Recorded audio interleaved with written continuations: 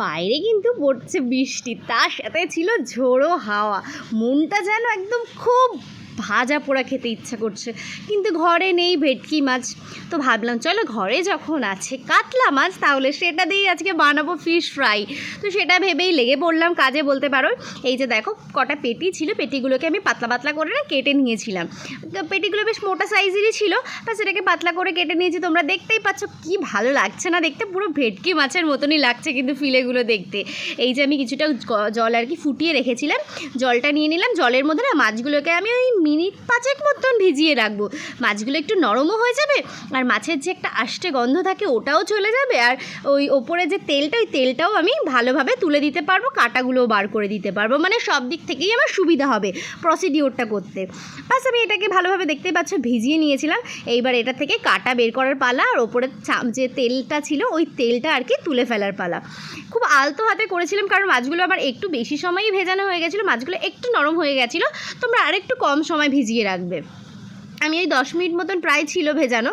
এই যে দেখো মাছগুলো থেকে সুন্দরভাবে আমি কাঁটাগুলো বের করে নিয়েছিলাম, এবং ফিলেগুলো না খুবই সুন্দর হয়েছিল। পুরো মানে বোঝাই যাচ্ছিল না যে এটা রুই মাছ বা কাতলা মাছ, এবং কোনো ফ্লেভারও ছিল না, মাছের যে গন্ধ ওই গন্ধটাও ছিল না। বেশ মানে যারা আর কি মাছ খেতে পারো না, বা যে বাচ্চারা মাছ খেতে চায় না, তাদের যদি এটা করে দাও সে বুঝতেই পারবে না যে এটা ফিশ ফ্রাই, মানে এর মধ্যে ফিশ আছে আর কি, এটাই। তো এই যে দেখো মাছগুলোকে এত সুন্দর ফিলে ফিলে করে বের করে নিয়েছিলাম সবগুলো। ব্যাস আমার সব ছাড়ানো হয়ে গেছে। এইবার এদিকে চলো একটা ব্যাটার বানিয়ে নিই। ব্যাটারের জন্য নিয়ে নেবো এখানে 1 চামচ মতন কর্নফ্লাওয়ার, মানে যতটা কর্নফ্লাওয়ার নেবে তার হাফটা ময়দা নিয়ে নেবে। আমি এখানে 1 চামচ না প্রায় 1.5 চামচ মতন নিয়েছিলাম, আর এখানে হাফ চামচের একটু বেশি ময়দা দিয়ে দিলাম। আর দিয়ে দেবো একটু গোলমরিচ গুঁড়ো। আমি গোলমরিচ গুঁড়ো আর কি ঘরে ছিল না, হালকা করে একটু গুঁড়ো করে দিয়ে দিয়েছি। স্বাদ মতো নুন দিয়ে দিলাম, সামান্য একটু সয়া সস দিয়ে দিলাম, আর দিয়ে দেবো একটু চিলি ফ্লেক্স। আর এই ভিডিও ক্যামেরা করা হয়নি আর কি, একটু আদা রসুন বাটা দিয়েছিলাম। ব্যাস এটা দিয়ে শুকনো ইনগ্রিডিয়েন্টসগুলোকে ভালোভাবে একটু মেখে নিয়ে তারপরে একটা ডিম দিয়ে দেবো, গোটা ডিম। তোমরা চাইলে গোটা ডিমটা না দিয়ে অর্ধেক ডিমটাও দিতে পারো যদি পরিমাণে কম করো। খুব একটা বেশি থিকনেসটা পাতলা হবে না, মোটামুটি আর কি। দেখতেই পাবে একটু আদা রসুন বাটা দিয়ে দিয়েছিলাম। ব্যাস এবার এটাকে খুব ভালোভাবে মিশিয়ে কিন্তু নিতে হবে, মানে খুবই ভালো করে ফেটিয়ে নিতে হবে। এটা যত ভালো ফেটানো হবে খুব ভালো ফুলবে তাহলে আমাদের ফিশ ফ্রাইটা। আর সাথে দিয়েছিলাম একটু লেবু। লেবু দিলে না ফ্লেভারটা যেমন ভালো আসে, আর মাছের কোনো গন্ধও থাকে না, বেশ ভালো লাগে, মানে স্বাদের ব্যালেন্সটা খুব ভালোভাবে হয়। হাফটা পরিমাণে লেবু দিয়ে দিয়েছিলাম, আমার পরিমাণটা যেহেতু একদমই কম ছিল। লেবুটা দিয়ে আবার একটু মিশিয়ে ওই ব্যাটারটাকে আমি 5 মিনিট মতন রেখে দেবো রেস্টে আর কি। যে কোনো ব্যাটার 5 মিনিট রেস্টে থাকলে না অনেক ভালো হয়। এই যে দেখো আমার ঘরে না একদমই ব্রেড ক্রাম্বস ছিল না, ওই যে বললাম হঠাৎ করে খেতে ইচ্ছা করেছে। ঘরে ছিল ব্রিটানিয়ার টোস্ট, ভাবলাম চলো এটা দিয়ে আমি ব্রেড ক্রাম্বসের অল্টারনেটিভ করে বানিয়ে নিই। এই টোস্টটাই আমি গুঁড়ো করে নিয়েছিলাম, এই গুঁড়োটা দিয়েই বানিয়েছিলাম, কিন্তু এত ভালো হবে টোস্টের গুঁড়ো দিয়ে আমি না সত্যি ভাবতে পারিনি। অনেক দোকানেই দেখি বিস্কুটের গুঁড়ো দিয়ে বানায়, সেই সাহস করেই আমি এটা আজকে ফার্স্ট টাইম ট্রাই করেছিলাম টোস্টের গুঁড়ো দিয়ে। তো দেখলাম না সত্যি দুর্দান্ত হয়েছে, বেশ ভালো হয়েছে। এই যে টোস্টের গুঁড়োটা করে নিয়েছি, এইবারে চলো তাহলে মেইন কাজটা শুরু করে দিই। যে মাছের ফিলেগুলো করেছিলাম সেগুলোকে এক এক করে আমি এই ব্যাটারের মধ্যে কিন্তু দিয়ে দেবো, এদিক ওদিক আলতো হাতে আমি চুবিয়ে নেব। এইবারে দিয়ে দেবো ব্রেড ক্রাম্বসের মধ্যে। তোমরা চাইলে ডাবল কোটিংও করতে পারো, চাইলে মানে একটা কোটিংও করতে পারো। আমি ডাবল কোটিং করেছিলাম কিছু, ডাবল কোটিং করলে না আমার খুব ভালো লাগে খেতে, একটা কোটিং করলেও মন্দ লাগে না। আবার একটুখানি আমি এই ব্যাটারের মধ্যে চুবিয়ে নেবো, যে বললাম ডাবল কোটিং করবো। ডাবল কোটিং করলে ক্রাঞ্চিনেসটা না অনেকটা বেশি বেড়ে যায়। এই যে আবার একটু ডাবল কাটিং করে নিলাম। চলো তাহলে এবার এটাকে একটা ভালো একটা শেপ দেবো। ফিশ ফ্রাইয়ের যেরকম শেপ হয় সেরকম চেপে চেপে একটু সরু সরু করে আমি ভালো একটা শেপ দিয়ে দিয়েছিলাম।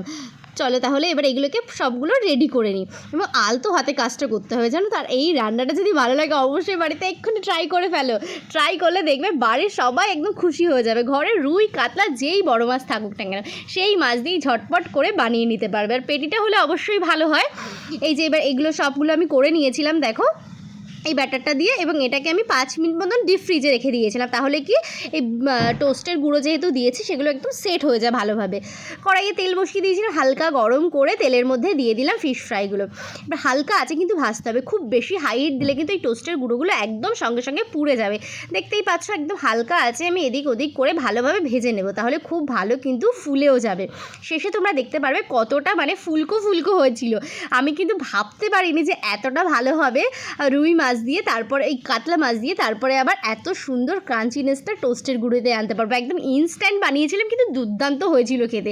অবশ্যই তোমরা একবার বাড়িতে ট্রাই করো। এই বৃষ্টির দিনে ভাজা পোড়া খাওয়া মানে মনে একটা শান্তি পাওয়া বলতে পারো। দেখতে পাচ্ছ কি সুন্দর ফুলে গেছে না? তাহলে আর দেরি না করে অবশ্যই বাড়িতে ঝটপট করে বানিয়ে ফেলো বাড়ির প্রত্যেকের জন্য ফিশ ফ্রাই, এবং দোকানের স্বাদে বলতে পারো, দোকানের থেকে অনেক বেশি স্বাদে। এই যে আমরা সব নামিয়ে নিলাম, চলো তাহলে এবার একটু গার্নিশিং করে নিই। গার্নিশিং না করলে না জিনিসটা ঠিক একটা মর্মই আসে না। একটু পেঁয়াজের স্লাইস দিয়ে দিয়েছিলাম আর দিয়ে দিলাম ফিশ ফ্রাইগুলো, সাথে না একটু কাসুন্দি দরকার, জানো তো? একটু কাসুন্দি না হলে না ফিশ ফ্রাই ঠিক জমে না। একটু কাসুন্দিও দিয়ে দিলাম, মেখে দিলাম। মেয়ে তো দেখে অবাক, মা ঘরে বসেই ঝটপট করে বানিয়ে ফেললো ফিশ ফ্রাই দোকানের মতন। ব্যাস ও এনজয় করলো, আমরাও এনজয় করলাম, এবং আমার বড় খেয়ে বলছিল। বড়ের রিয়াকশানটা তোমরাই একবার দেখো, আমি আর কিছু বলবো না, তোমরা দেখলেই বুঝতে পারবে ওর রিয়াকশানটা কী। জাস্ট দেখো, জাস্ট দেখতে কি সুন্দর হয়েছে, দেখেছো? খাওয়ার থেকে বড় কথা কিন্তু আগে দেখে ব্যাস ও কিন্তু মুখে বলার ভাষাই হারিয়ে ফেলেছিল, এতটা ভালো হয়েছিল। তো অবশ্যই বাড়িতে একবার ট্রাই করো, আশা করি ঠকবে না, ভীষণ ভালো লাগবে। আর আজকের ভিডিও ভালো লাগলে অবশ্যই একটা লাইক, কমেন্ট আর একটা শেয়ার করে দিও। আবার দেখা হবে নতুন একটা ভিডিও নিয়ে। আজকের জন্য টাটা, বাই বাই।